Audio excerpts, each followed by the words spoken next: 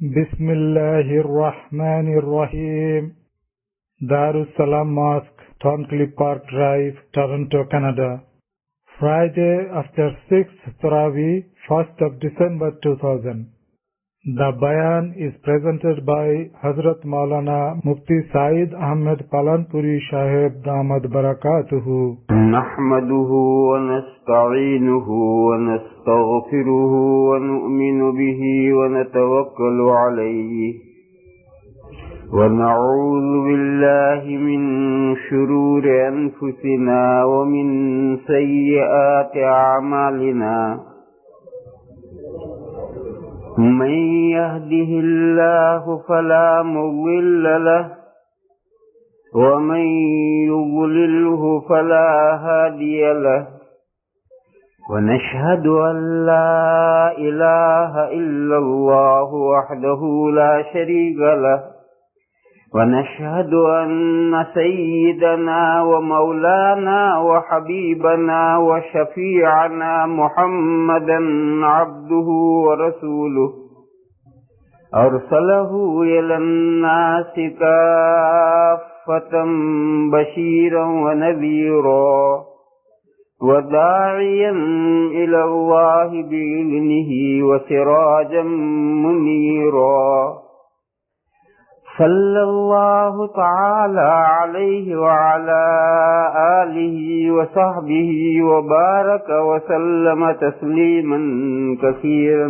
كثيرا وبعد فأعوذ بالله من الشيطان الرجيم بسم الله الرحمن الرحيم الحمد لله الذي خلق السماوات والأرض وجعل الظلمات والنور ثم الذين كفروا بربهم يعدلون هو الذي خلقكم من طين ثم قضى أجلا وأجل مسمى عنده ثم أنتم تمترون وهو الله في السماوات وفي الأرض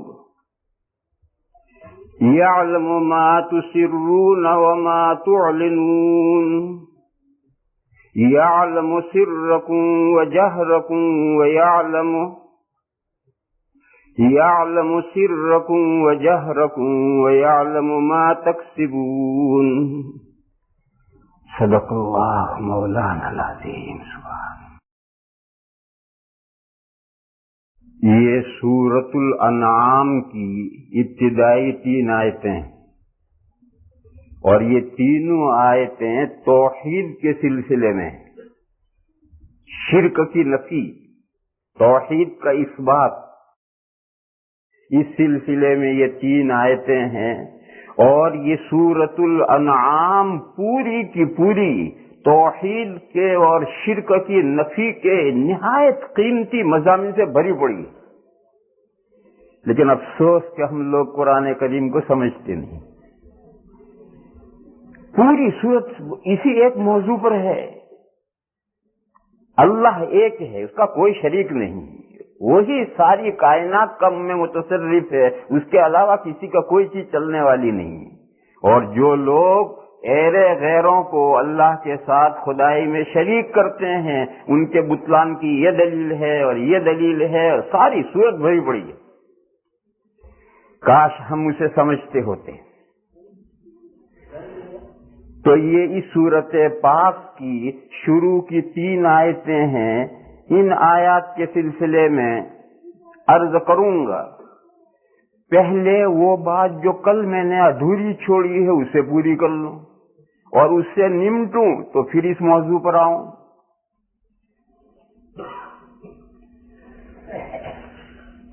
میرے بھائیوں، ماحول کا بڑا اثر ہوتا ہے. پہلے اس قاعدے کو سمجھو اچھی طرح سے. ماحول کا بڑا اثر ہوتا ہے. اتنا بڑا اثر ہوتا ہے کہ ہر بچہ جو فطرت اسلام لے کر آتا ہے ماحول اسے چینج کر دیتا ہے. انسان کی گھٹی میں جو چیز ڈالی گئی ہے، انسان کی پیدائش میں اور بناوٹ میں جو چیز شامل کی گئی ہے، اس میں بھی تبدیلی آ جاتی ہے. ماحول اتنا اثر ڈالتا ہے. حدیث شریف میں فرمایا گیا کل مولود یولد علی الفطرہ فابواہ یہودانہ او یمجسانہ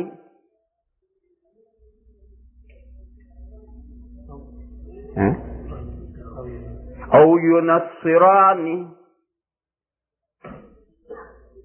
حضور نے فرمایا کہ ہر بچہ جنا جاتا ہے فطرت پر. کل مولود یولد علی الفطرہ. فطرت کے معنی ہے اسلام کی ایبیلٹی.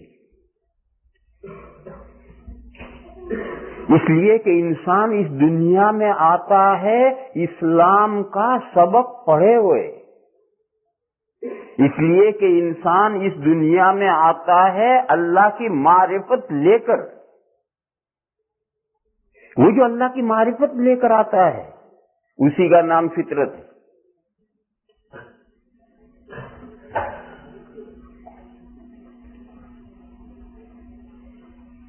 انسان کب پیدا ہوا ہے؟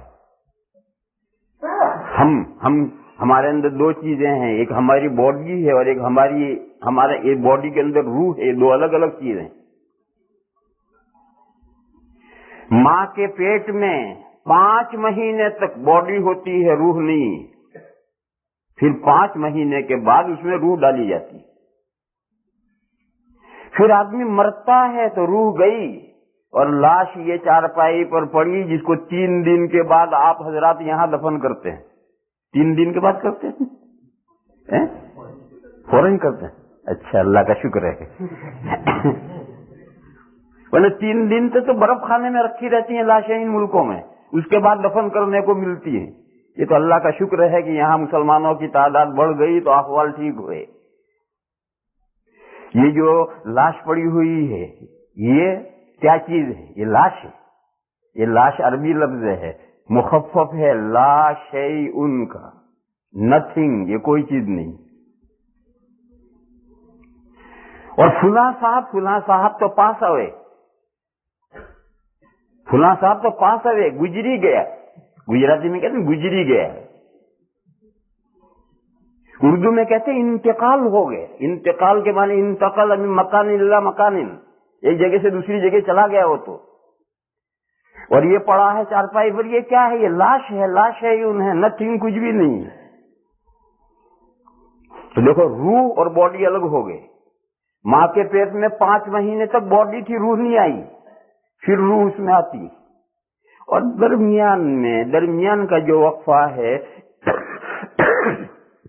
اس وقفے میں روح اور باڈی دونوں ساتھ چلتے رہتے ہیں. اس وقت ہماری باڈی بھی ہے اور ہماری روح بھی ہے.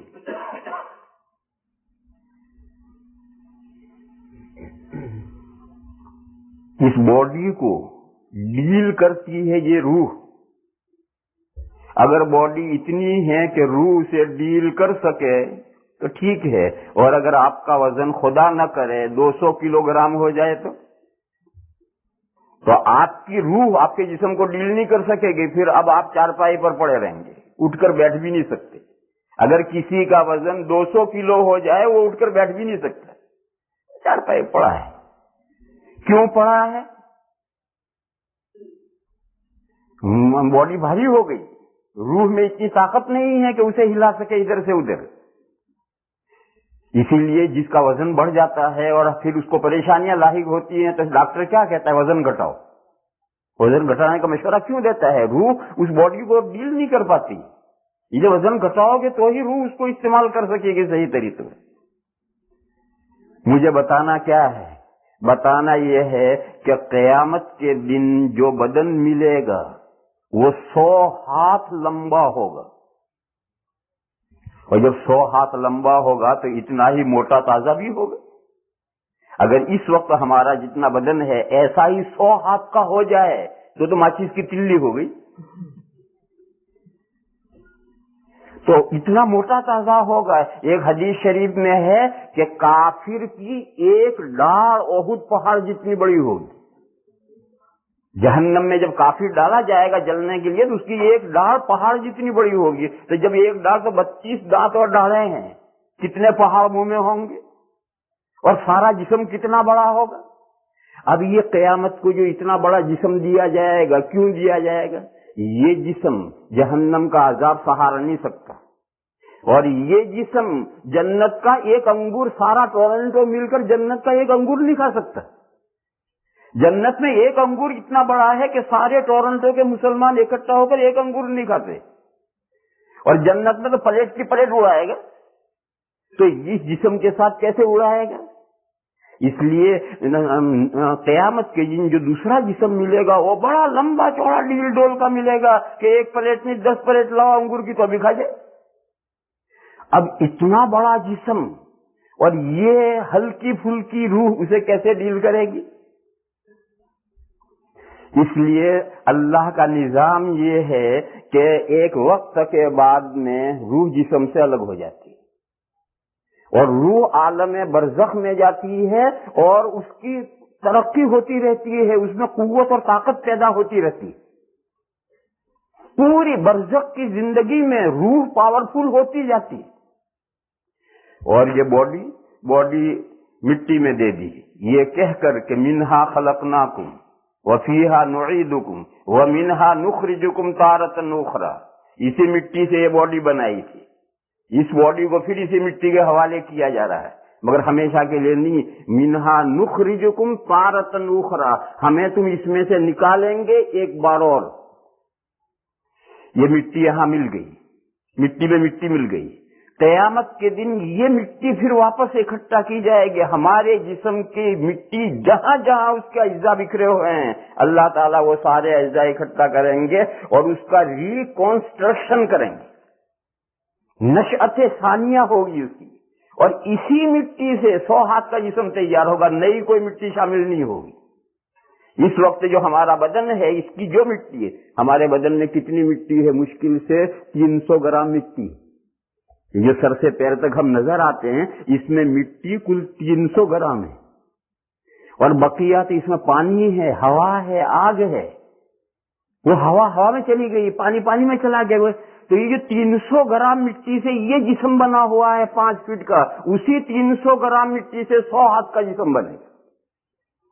اور پھر وہ جسم 100 ہاتھ کا بنے گا. پھر وہ روح جو طاقت پاورفل ہو گئی ہے, برزخ کی پوری زندگی میں پاورفل ہو گئی ہے, اسے وہاں سے اڑ چلایا جائے گا, اور وہ آ کر اس جسم میں داخل ہوگی, اور پھر وہ اس جسم کو ڈیل کرے گی ابد تک کے لیے, ہمیشہ کے لیے. غرض انسان جب یہاں مرتا ہے تو مرتا نہیں ہے, بلکہ گزر جاتا ہے, پاس ہوئے. علم کلام کے ایک بہت بڑے امام ہیں, امام ابو الحسن اشعری. ان کے قول کو ایک اردو شاعر نے شعر بنایا ہے. یہ نکتہ سیکھا میں نے بوالحسن سے, بوالحسن یعنی ابو الحسن اشعری, میں نے ان سے یہ نکتہ سیکھا. یہ نکتہ سیکھا میں نے بوالحسن سے کہ روح مرتی نہیں, مرگے بدن سے. بدن کے مرنے سے روح نہیں مرتی. یہ بدن جو ہے مٹی میں جا کے سڑ جاتا ہے, گل جاتا ہے, ختم ہو جاتا ہے. روح کوئی نہیں, روح تو منتقل ہو گئی, اور وہ پوری برزخ کی زندگی میں پاورفل ہوتی رہتی. اب 2 چیزیں الگ الگ ہو گئی. یہ روح کب پیدا ہوئی ہماری؟ ماں کے پیٹ میں پیدا ہوتی؟ نہیں, ماں کے پیٹ میں نہیں پیدا ہوتی. ماں کے پیٹ میں تو ہماری باڈی تیار ہوتی ہے, اور جب ماں کے پیٹ میں باڈی تیار ہوتی ہے تو عالم بالا سے روح فرشتہ لا کر اس باڈی میں ڈالتا ہے. لہذا روح کب پیدا ہوئی اور کہاں ہے؟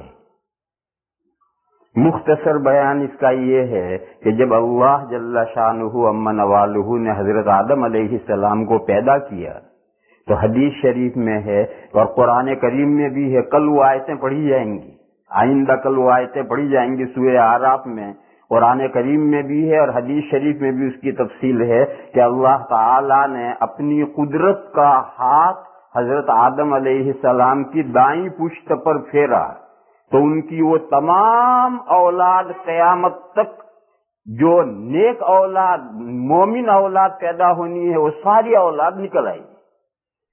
پھر اللہ نے اپنی قدرت کا ہاتھ حضرت آدم علیہ السلام کی بائیں پشت پر پھیرا تو قیامت تک جو بری کافر اولاد ان کی پیدا ہونی ہے وہ ساری نکل آئی. حدیث شریف میں ہے کہ اس وقت جسم تھا لیکن وہ اس دنیا کا مٹی سے بنا ہوا جسم نہیں تھا، وہ جس دنیا میں وہ نکالے گئے تھے وہاں کا جسم تھا. اور حدیث میں فرمایا گیا کہ امثال الذر، بھوری چونٹی، ایک تو کالی چونٹی ہوتی ہے اور ایک اس سے چھوٹی بھوری چونٹی ہوتی، بڑی زور سے کاٹتی. تو جیسے یہ بھوری چونٹی ہوتی اس شکل میں تمام انسان نکالے گئے تھے. تو یہ جو بھوری چونٹی نظر آ رہی ہے جسم ہے، اور یہ جسم اس دنیا کا ہے، عالم مثال کا جسم ہے، اور اصل اس کے اندر روح ہے. پھر ان تمام انسانوں کو اللہ تعالی نے تمام انسانوں پر اپنی تجلی فرمائی. تجلی فرمائی یعنی اللہ نے اپنے آپ کو دکھلایا انہیں اور اپنے آپ کو پہچانوایا. اور جب سب تجلی فرما کر سب کو اپنی معرفت کروا لی تو پھر امتحان لیا اور سوال کیا الست بربکم، کیا میں تمہارا پروردگار نہیں ہوں؟ تو سب نے جواب دیا قالوا بلا، سب نے کہا کیوں نہیں. ہاں جواب نہیں دیا، یہ جواب دیا کیوں نہیں. اس میں تاکید ہاں سے زیادہ تاکید ہے کہ آپ اگر ہمارے رب نہیں ہے تو پھر ہمارا رب کون ہو سکتا ہے؟ یعنی آپ ہی ہمارے رب ہیں.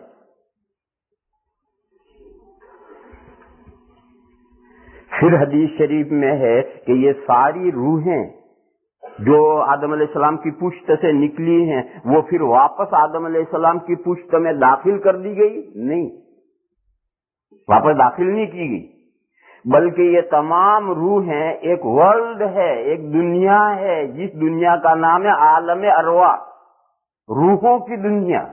اس روحوں کی دنیا میں یہ ساری روحیں رکھ دی گئی ہیں اور وہاں وہ رکھی گئی ہیں خاص ترتیب سے.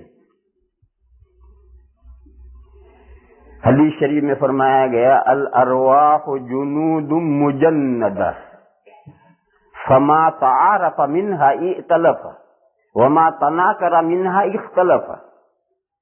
فرمایا کہ جو روحیں عالم ارواح میں روحیں رکھی گئی ہیں تو وہاں جیسے فوج کی پلٹنیں ہوتی ہیں اور فوج کے ریجیمنٹ ہوتے ہیں، اس طرح سے وہاں ریجیمنٹ بنا کر کے روحیں رکھی گئی. الارواح جنود مجندۃ. فرمایا کہ عالم ارواح میں جن روحوں کے درمیان میں تعارف ہوا اس دنیا میں آ کر کے ان لوگوں کے درمیان میں اختلاف پیدا ہوتا ہے، تعلقات پیدا ہوتے ہیں.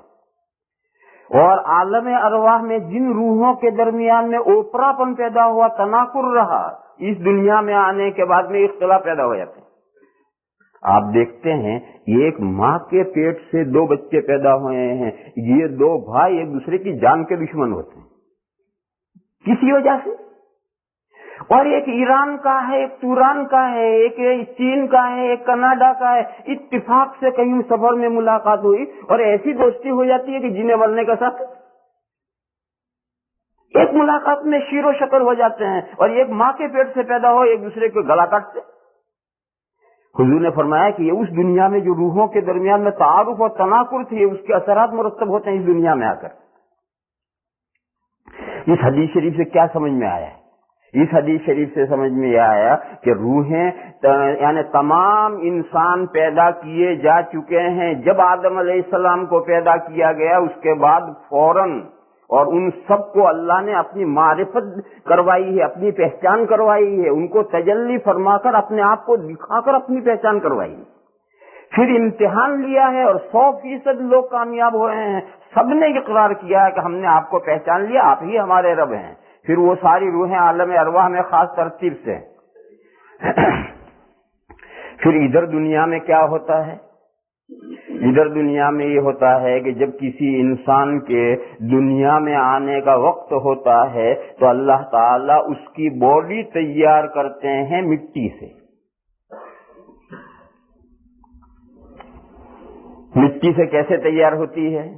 18ویں پارے کے شروع میں آیت کریمہ آئے گی، وَلَقَدْ خَلَقْنَا الْإِنسَانَ مِنْ صُلَالَةٍ مِّن طِينٍ ثُمَّ جَعَلْنَاهُ نُطْفَةً فِي قَرَارٍ مَّكِينٍ. کئی آیتوں میں یہ مضمون آئے گا. 18ویں پارے کے پہلے رکوع میں اللہ نے فرمایا کہ ہم نے انسان کو پیدا کیا ہے مٹی کے کشید کیے ہوئے مٹی کے ست سے. سولالہ مانے ست، کسی چیز میں سے ست نکالا جاتا ہے تو اللہ تعالیٰ فرماتے ہیں کہ ہم نے مٹی کے ست سے انسان کو پیدا کیا ہے. وَلَقَدْ خَلَقْنَا الْإِنسَانَ مِنْ صُلَالَةٍ مِّن طِينٍ. اسی وجہ سے آدم علیہ السلام اور دادی اماں حضرت حوا رضی اللہ تعالی عنہ جب تک جنت میں رہے کوئی اولاد نہیں ہوئی ان کی. جب زمین پر آئے اتارے گئے اور زمین پر اترنے کے بعد زمین میں سے پیدا ہونے والی چیزیں، اگنے والی نکلنے والی چیزیں کھائی پی تو اس سے جسم میں خون تیار ہوا، پیدا ہوا. پھر اس خون سے مادہ منویہ پیدا ہوا. یہ خون کہاں سے پیدا ہوتا ہے؟ یہ اسی زمین میں سے نکلنے والی چیز، اور زمین میں سے جو گیہوں پیدا ہوتا ہے یہ گیہوں کا دانہ، یہ زمین کا ست ہے. معلوم نہیں کتنا فنکشن ہوتا ہے، اور اس فنکشن کے نتیجے میں زمین کی کشید ہو کر گیہوں کا ایک دانہ تیار ہوتا ہے. اس میں سورج کے بھی اثرات پڑتے ہیں، ہواؤں کے بھی اثرات پڑتے ہیں، پانی کے بھی اثرات پڑتے ہیں، مٹی کے بھی اثرات پڑتے ہیں، اور وہ ساری چیزیں مل کر گیہوں کا پودا اگتا ہے، اور اگ کر اس پر بالیاں آتی ہے اور اس میں گیہوں تیار ہوتا ہے. اس گیہوں کے دانے میں آگ بھی ہے، پانی بھی ہے، ہوا بھی ہے، مٹی بھی ہے، سب اس میں.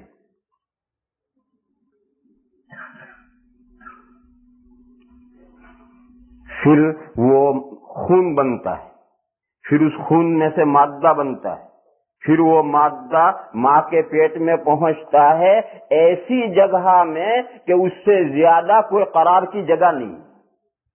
ثم جعلناہ نطفۃ فی قرار مکین. پھر ہم نے اس زمین کے ست کو بنایا، نطفہ بنایا جس کو قرار مکین میں رکھا، یعنی ایسی ٹھہرنے کی جگہ میں رکھا کہ وہاں سے کہیں ضائع ہونے کا سوال ہی نہیں.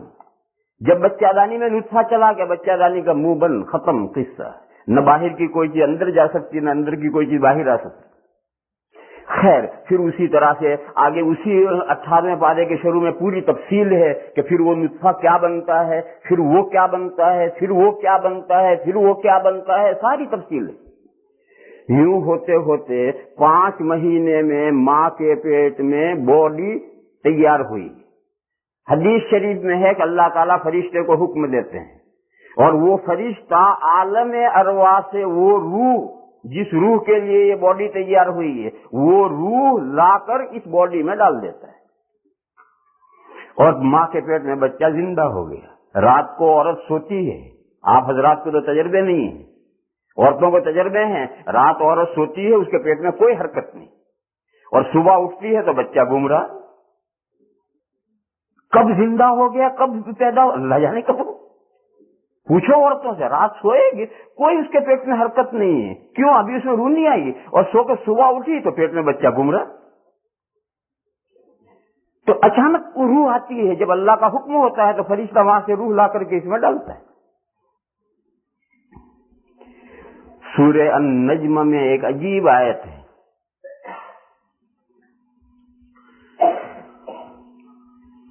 فَلَا تُزَكُّوا أَنفُسَكُمْ هُوَ أَعْلَمُ بِكُمْ إِذْ أَنشَأَكُم مِّنَ الْأَرْضِ وَإِذْ أَنتُمْ أَجِنَّةٌ فِي بُطُونِ أُمَّهَاتِكُمْ فَلَا تُزَكُّوا هُوَ أَعْلَمُ بِمَنِ اتَّقَىٰ. فرمایا کہ اللہ تعالیٰ تمہیں جانتے ہیں اس وقت سے جب اللہ نے تمہیں مٹی سے پیدا کیا. هُوَ أَعْلَمُ بِكُمْ إِذْ أَنشَأَكُم مِّنَ الْأَرْضِ. फूड स्टोर में जो ग़िज़ाएं रखी हुई हैं, उन ग़िज़ाओं से आगे कौन बच्चे, कौन इंसान तैयार होने वाले हैं। फिर वो फूड स्टोर में आई, उससे पहले खेत में खड़ी थी, उस वक्त उससे आइंदा जाकर कौन इंसान तैयार होने, ये ग़िज़ाएं कौन खरीदेगा, कौन ले जाएगा, कौन खाएगा, किसके बदन में खून बनेगा, किसका मादा बनेगा, उस मादे से कौन आगे जिस्म तैयार होगा और कौन इंसान दुनिया में आने वाला, अल्लाह को सब मालूम। तो फरमाया कि हुवा आलमु बिकुम इज़ अंशअकुम मिनल अर्द, वो तुम्हें खूब जानते हैं जब उन्होंने तुमको मिट्टी से, जमीन से पैदा किया। व इज़ अंतुम अजिन्नतुन फी बुतूनि उम्महातिकुम, और अल्लाह ताला तुमको उस वक्त भी जानते हैं, खूब जानते हैं जब तुम माँ के पेट के अंदर जनीन थे। जनीन कहते हैं पेट के बच्चे को। जब तुम माँ के पेट में जनीन थे तब भी अल्लाह ताला तुम्हें खूब जानते हैं।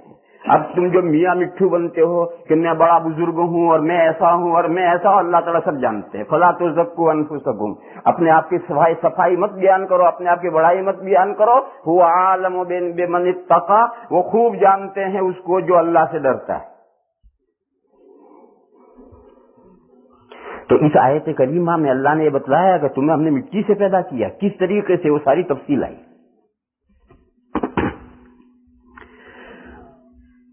तो बॉडी मिट्टी से बनी, मरने के बाद मिट्टी के हवाले की गई, फिर इसी मिट्टी में से क़यामत को दोबारा जिस्म बनेगा। कैसा बनेगा? जब क़यामत आएगी तो आइए बताऊंगा कैसे बनेगा। अभी क्या बताऊं तुम्हें?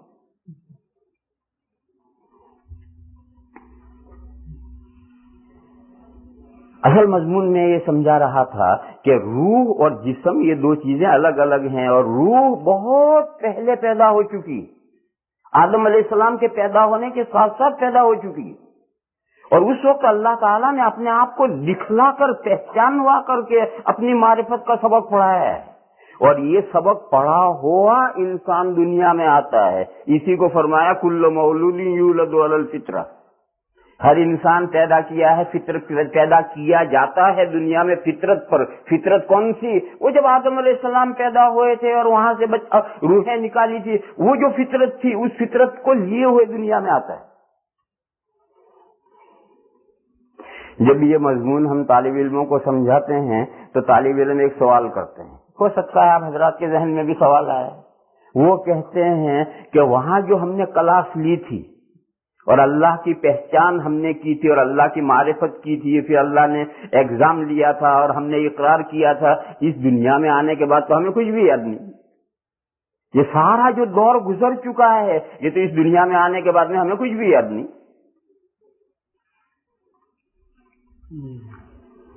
तो हम उन्हें जवाब देते हैं कि याद न होना ये दलील इस बात की थोड़ी है कि वाकया पेश नहीं आया। इस मजमून को समझो, किसी चीज का याद न होना ये इस बात की दलील नहीं है कि वाकया पेश नहीं आया। आप जब 3 महीने के थे तो क्या क्या वाकयात पेश आ रहे थे, आप में से कोई बता सकता है? कोई भी नहीं बता सकता। हालांकि जब हम 3 महीने के माँ के गोद में थे तो मालूम नहीं क्या क्या वाकयात पेश आए होंगे। माँ के हाथ से गिर भी पड़े होंगे, सर्दी भी लग रही होगी, रोए भी होंगे, ये भी हुआ होगा, वो भी हुआ होगा, अल्लाह जाने क्या क्या हुआ होगा। मगर हमें किसी को याद है? नहीं याद। लिहाजा चूंकि याद नहीं है तो हम ये कह देंगे नहीं, हम जब 3 महीने के थे तो कोई वाकया ही पेश नहीं आया था, क्योंकि हमें याद नहीं। ये क्या दलील हुई? ये कोई दलील नहीं। अरे 3 महीने को छोड़ो, 5 साल तक के वाकयात कौन बतला सकता है? 5 साल तक के वाकयात कोई नहीं बतला सकता। तो क्या 5 साल तक कोई वाकयात ही नहीं पेश आए थे? लिहाजा ये बात जहन में साफ कर लो कि याद न होना ये इस बात की दलील नहीं है कि वाकया पेश नहीं आया। फिर मदार इस पर है कि अब्बा ये कहते हैं कि जब तू 4 साल का था तो चारपाई से गिर पड़ा था और तेरे सर में चोट आई थी और डॉक्टर ने कहा था कि इसके दिमाग में वरम हो गया था, मैंने बहुत सा इलाज किया मगर ठीक नहीं हुआ, इसलिए तेरा हाफजा कमजोर है। अब 4 साल में मैं गिर गया था चारपाई पर से, मुझे तो कुछ मालूम नहीं, लेकिन मेरे अब्बा कहते हैं और मैं अपने अब्बा को सच्चा समझता हूं तो मैं मान लेता हूं कि 4 साल में ऐसा वाकया पेश आया होगा। बताओ मेरे अब्बा सच्चे या अल्लाह के रसूल सच्चे या अल्लाह सच्चे? वमन अस्दक़ु मिनल्लाहि क़ीला, ये तो सारी बातें अल्लाह ने बताई और अल्लाह ने रसूल ने बताई कि ये सारे वाकयात इस दुनिया में आने से पहले पेश आ चुके हैं। تو اللہ سے زیادہ سچا کون ہو سکتا ہے؟ اللہ کے رسول سے زیادہ سچا کون ہو سکتا ہے؟ اور جب اللہ اور اللہ کے رسول یہ باتیں بتا رہے ہیں تو ہمیں یاد ہیں یا نہیں ہے؟ یہ باتیں پیش آئی. پھر اور آگے تھوڑا بڑھ کر سوچو، یہ جو ہمیں اس دنیا میں ہم بھول جاتے ہیں، یہ بھولنا اللہ کی بہت بڑی نعمت ہے. یہ بھولنا اللہ کی بہت بڑی نعمت ہے. اگر بھولنے کی اللہ تعالیٰ نے یہ صفت نہ رکھی ہوتی تو ہم دنیا میں پنپ ہی نہیں سکتے. ہمارا ایک بیٹا اکلوتا چہیتا لختے جگر انتقال کر گیا. بتاؤ 24 گھنٹے تک کیا حال ہوتا ہے دماغ کا؟ نہ کھانے کو، نہ پینے کو، نہ سونے کو، نہ جاگنے کو. آنسو ہیں کہ تھمنے کا نام نہیں لیتے. اگر یہی کیفیت ہمیشہ رہے تو 3 دن میں اب بچہ آج گیا، 3 دن کے بعد ابا جائے گا. لیکن نہیں، اللہ نے یہ صفت رکھی ہے 24 گھنٹے یہ حال رہتا ہے. پھر بھولنا شروع ہوتا ہے، پھر اور بھولتا ہے، یہاں تک کہ 15 دن کے بعد میں کبھی کبھی بچہ یاد آتا ہے. پھر سال بھر کے بعد میں کہیں کوئی یاد دلائے تو یاد آتا ہے. اور زندگی بحال ہو جاتی ہے، اپنے ڈگر پر آ جاتی ہے، اور پھر وہی دنیا کی موج مستیاں کرنے لگتا ہے. وہ بیٹا مرا تھا، وہ بھول گئے. تو یہ جو بھولنا ہے یہ تو اللہ کی ایک بہت بڑی نعمت ہے. اگر یہ بھولنا نہ ہو تو ہم دنیا میں پنپ نہیں سکتے. اور جب بھولنا ہے تو پھر ہر چیز بھولے گا، قرآن شریف بھی بھولے گا. اگر یہ بار بار قرآن کا پڑھتا نہیں رہے گا تو قرآن بھی بھولے گا. جب بھولنا ایک صفت اللہ نے رکھ دی تو بری بات بھی بھولے گا، صدمہ بھی بھولے گا، اچھی بات بھی بھولے گا، ہر بات بھولے گا. جب بھولنا صفت رکھی گئی. اسی طرح سے تمام صفتیں جن کو ہم بری صفتیں کہتے ہیں، بزدلی ہے، بخیلی ہے، یہ سب جن کو بری صفت، یہ سب اللہ کی نعمتیں ہیں. یہ سب اللہ کی نعمتیں ہیں، مگر لمٹ میں ہو وہاں تک نعمت ہیں. حد سے بڑھ جائے پھر نعمت نہیں رہتی، پھر مصیبت بنتی. دیکھو گھی وٹامن ہے، کتنی اللہ کی بہت بڑی نعمت ہے. لیکن آج شہری میں آدھا کلو ایک ساتھ کھا لیجیے، دن بھر لوٹا لے کر بھاگتے بھاگتے تھک جاؤ گے. کہ گھی اللہ کی نعمت تھی لیکن 2 چمچے تک نعمت ہے. یہ تھوڑے کہ اتنے کھاتے رہو.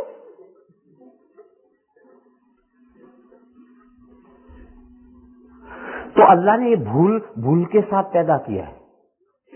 آئندہ جو زندگی آئے گی اس زندگی میں بھول کی ضرورت نہیں ہے. اس لیے آئندہ زندگی میں جو بھول کی کیفیت ہے ختم. لہذا قیامت کے دن نئی زندگی ملتے ہی پچھلی پوری سیریز ایک ساتھ یاد آ جائے گی. یومئذ یتذکر الانسان ما سعی. قیامت کو جب دوبارہ زندگی ملے گی تو جو کچھ کیا ہے پیچھے ابتدا سے لے کر یہاں تک سب یاد آ جائے گا. کیوں؟ اب بھول کی صفت ختم. قیامت کے بعد بھول کی ضرورت نہیں. بھول تو اس دنیا میں چاہیے، اس دنیا میں پنپنے کے لیے. تو ہم طالب علموں کو یہ سمجھاتے ہیں کہ یہ تو اللہ نے بھول کی صفت رکھی ہے.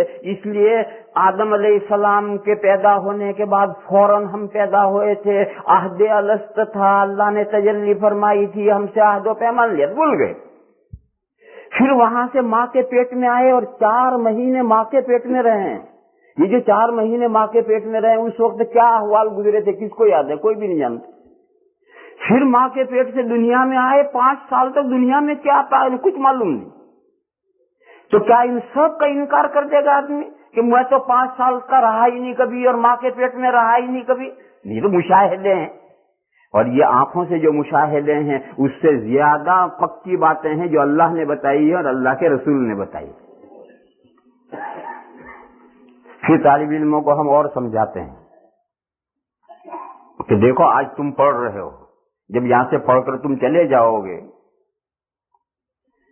تو 5-25 سال گزرنے کے بعد تم نہیں بتا سکتے کہ ہم نے کون سے سال، کون سے دن، کون سی کتاب میں کس استاد سے کیا پڑھا تھا اور استاد نے کیا بتایا تھا. کوئی نہیں جانتا، سب بھول جاتے ہیں. اور جتنے گریجویٹ ہیں یا جتنے علماء ہیں یا جتنے مولانا ہیں وہ اپنے زمانے طالب علم کے زمانے کی تفصیلات کہاں جانتے ہیں؟ نہیں جانتے. مگر وہ جو 8 سال پڑھا ہے اس کا نچوڑ موجود ہوتا ہے، استعداد. 8 साल में जो पढ़ा है वो पढ़ा हुआ सारा भूल गया, तफसीलात भूल गया, मगर उसकी इस्तेदाद और निचोड़ मौजूद है और उसी इस्तेदाद के सहारे आगे बढ़ता है।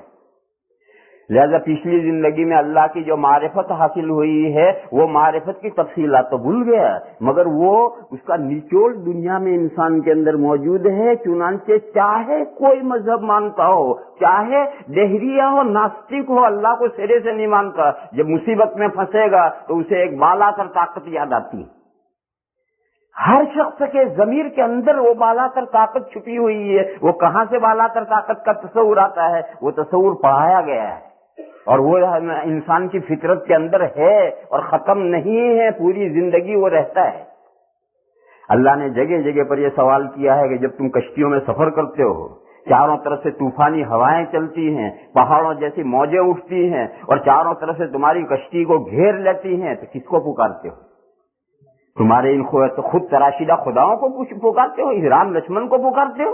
किसको पुकारते हो? उस वक्त आदमी एक बालातर ताकत जिसका धुंधला तस्वुर होता है उससे उम्मीद बांधता है कि वो बचाए। तो कुरान ने कहा कि ये दलील है कि तुम एक बालातर ताकत है जिसको तुम मानते हो और तुम्हारे दिलों के निहान खाने के अंदर उस बालातर ताकत का यकीन छुपा हुआ है।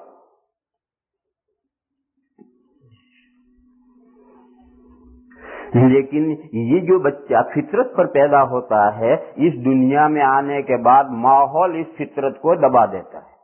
हुजूर ने फरमाया कुल्लु मौलूदिन यूलदु अलल फितरा, हर बच्चा फितरत पर जना जाता है। फअबवाहु युहव्विदानी, बस उसके माँ और बाप उसको यहूदी बना देते हैं, उसके माँ और बाप उसको मजूसी बना देते हैं, उसके माँ और बाप उसको क्रिश्चियन बना देते हैं, उसके माँ और बाप उसको हिंदू बना देते हैं, उसके माँ बाप जो धर्म उनका है वही धर्म बच्चे का बना देते हैं। माँ बाप यानी वो बच्चा जिन हाथों में पलता बढ़ता है, जिस माहौल में पलता बढ़ता है, वो माहौल उस पर असरअंदाज हो जाता है और वही मजहब उसका हो जाता है। और वो जो फितरत इस्लाम लेकर आया है, जो अल्लाह की मारिफत लेकर आया है, वो दब जाती है। तो मेरे भाइयों, असल मजमून तो मुझे ये समझाना था कि माहौल बहुत बड़ा अपना असर रखता है और वो इतनी गहरी हकीकत को छुपा देता है और आदमी बड़ा होकर के या तो हिंदू हो जाता है या ईसाई हो जाता है। इस मजमून को जहन में डाल करके एक मसला और समझो।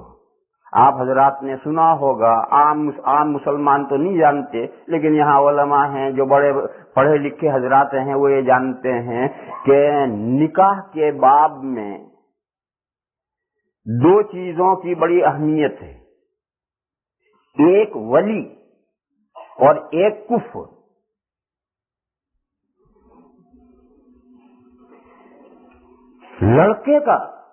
लड़की का निकाह वली करेगा।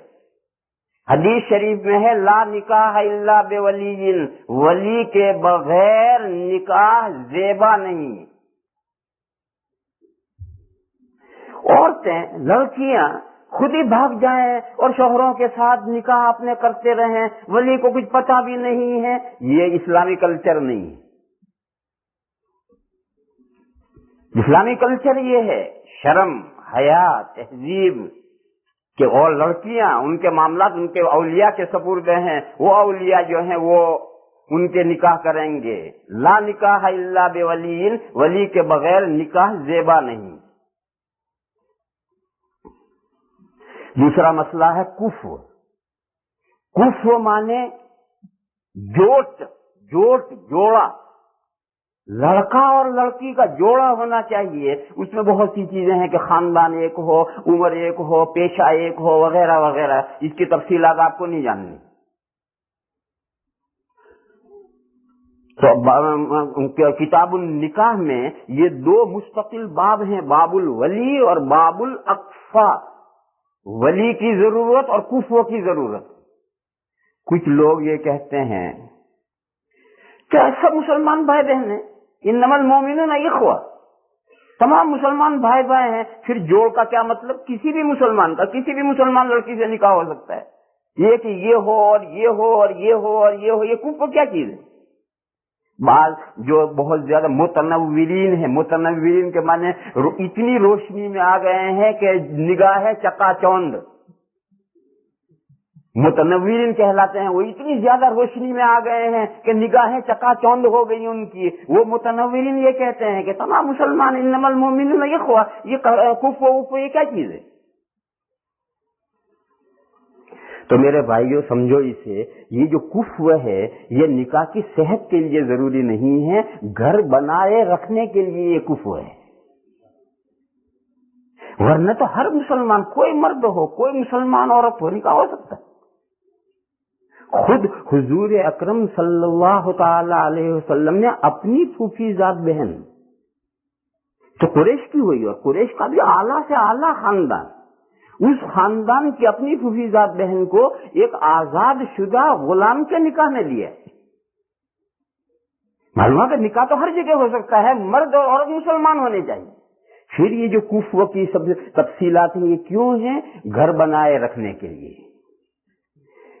کہیں کی اینٹ اور کہیں کا روڑا اکٹھا کرو گے تو ہو سکتا ہے نباہ ہو جائے اور ہو سکتا ہے گڑبڑ ہو جائے، گھر ٹوٹ جائے. اور جوٹ ہوگی اور جوڑا ہوگا تو انشاءاللہ گھر لپتا رہے گا. تو کفر نکاح کی صحت کے لیے ضروری نہیں.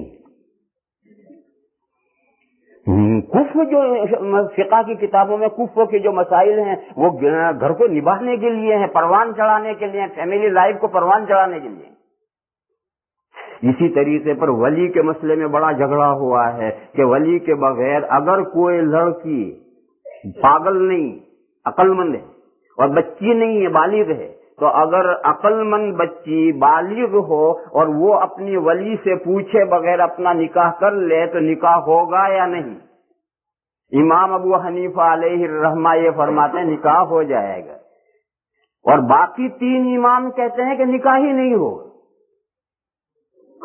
یہ فقہا میں اختلاف ہے.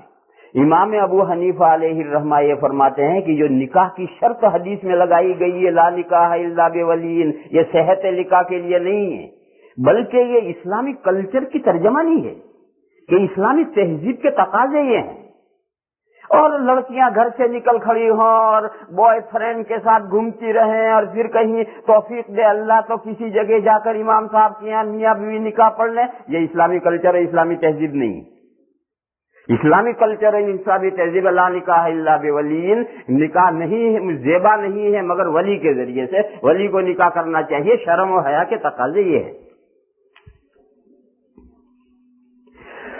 تو میں یہ اصل مضمون یہ سمجھا رہا تھا کہ یہ جو کفر کی شرطیں ہیں، یہ ساری کفر کی شرطیں کیوں ہیں؟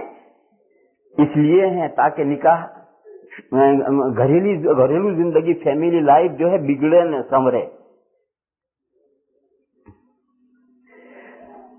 اب اگر یہ 2 چیزیں نہ رہیں، ماحول نہ رہے اور کفر نہ رہے، تو پھر بہت صورتحال نازک ہو جاتی ہے اور بہت سنبھالنی پڑتی ہے صورتحال کو.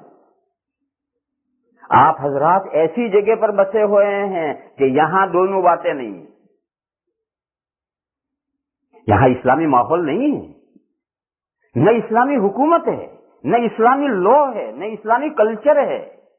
جہاں آپ بسے ہوئے ہیں، آپ اس ماحول میں چاہیں کہ شریعت اسلامیہ کے نکاح کے اور میاں بیوی کے حقوق کے جتنے معاملات ہیں حرف بحرف یہاں پائے جائیں، یہ خواب نہ دیکھیے. اور پھر ان ملکوں میں تو بے جوڑ بھی نکاح ہوتے ہیں. ایک آدمی ہندوستان کا ہے، اس نے ایک لڑکی جو ہے چین کی لڑکی ہے اسے مسلمان کیا اور نکاح کر لیا. ایک پاکستان کے پٹھان ہیں، انہوں نے ایک انڈونیشیا کی لڑکی ہے کرسچن تھی، اسے مسلمان کیا اور نکاح کر. ایسے بھی سب نکاح ہوتے ہیں. ایسے بھی ہوتے ہیں کہ گجراتی ہے، پاکستانی مرد سے نکاح ہو گیا، پاکستانی عورت ہے، گجراتی مرد سے نکاح ہو گیا. اب ان کی تہذیب اور ہے، ان کی تہذیب اور ہے، ان کا مزاج اور ہے، ان کا مزاج اور ہے. ایسے جو موقعوں پر جب کفر کے بغیر نکاح ہو تو وہ نہایت نازک نکاح ہوتے ہیں اور ان کو بہت سنبھالنا پڑتا ہے. میں چند مثالیں دوں، اس سے سمجھیں آپ. اپنے ہندوستان میں، پاکستان میں چلو، یعنی یہاں کی مثال نہیں، چلو میرے ساتھ ہندوستان، پاکستان، بنگلہ دیش میں. وہاں عام طور پر تو یہ ہوتا ہے کہ نکاح کر کے بیوی شوہر لے جاتا ہے اپنے گھر، اور کہیں ایسا ہوتا ہے کہ شوہر گھر داماد بن کر رہتا ہے۔ بتاؤ یہ دونوں صورتیں یکساں ہوتی ہیں؟ جو شوہر گھر داماد بن کر رہ رہا ہے اور جو شوہر بیوی کو گھر لے گیا ہے، دونوں کی فیملی لائف برابر ہوگی؟ نہیں ہوگی۔ یہ جو گھر داماد بنا ہے، یہ داماد تو پوپٹ جیسا رہے گا۔ پوپٹ جانتے پاکستانی حضرات نہیں سمجھتے ہوں گے، پوپٹ کہتے ہیں طوطے کو، اور طوطا پنجرے میں بند ہے، اسے جو پڑھایا ہے وہی بولتا رہے گا۔ اور وہ شوہر جو بیوی کو اپنے گھر لے گیا ہے، وہ اپنی مرضی کا مالک ہے۔ اسی طرح سے اور مثال لو، ایک ہمارے یہ 3 ملک ہیں جو متحدہ ہندوستان ہے، جو اب 3 ہو گئے ہیں، پاکستان، انڈیا، بنگلہ دیش، جو یہ 3 ہو گئے ہیں، یہ حقیقت میں ایک ملک ہے، متحدہ ہندوستان ہے۔ ان ہندوستان کی صورتحال اور عربوں کی صورتحال بالکل مختلف ہے۔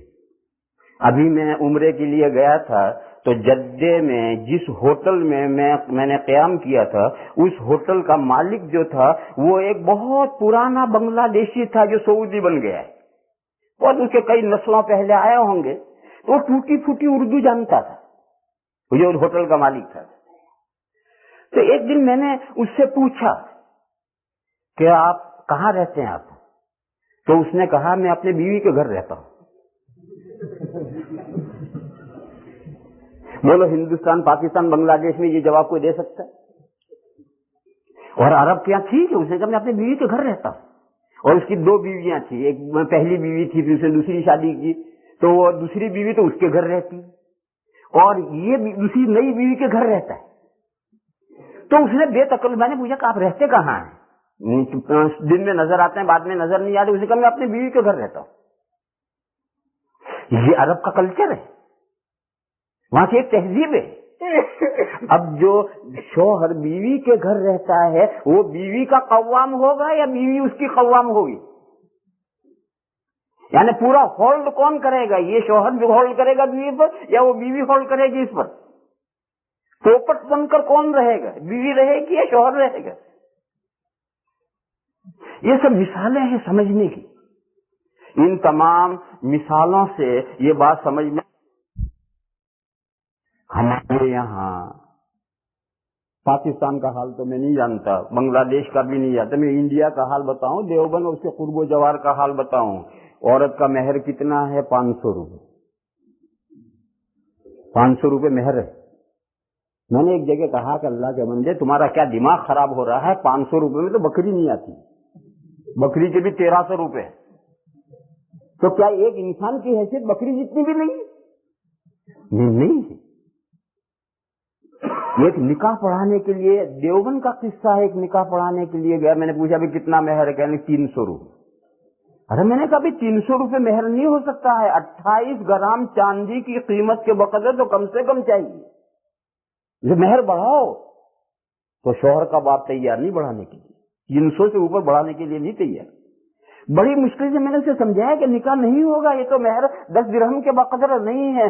تب مشکل سے بالکل 10 گرام چاندی کے بقدر 450 روپے مہر پر نکاح ہو۔